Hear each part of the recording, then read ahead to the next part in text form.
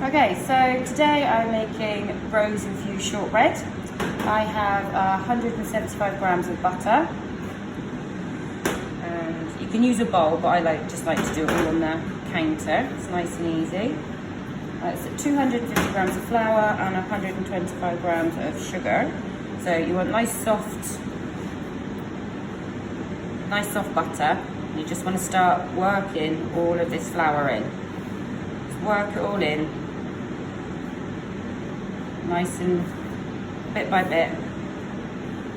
Okay, when your dough looks like this, all nice and soft and rounded, what I did do, which I didn't mention, is I added a few drops of rose water just to flavour it a little bit. You can use lavender or orange, anything, but I just wanted to use rose because it's a nice subtle fragrance.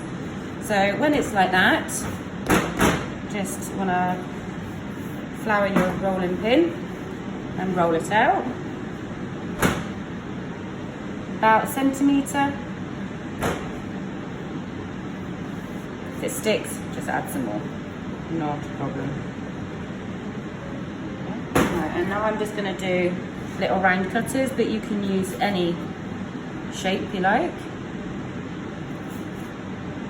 Cutter, you want to preheat the oven to 140, a nice low oven, so then it just cooks slowly. Pop all your shortbread in your tray. You want to grab a fork.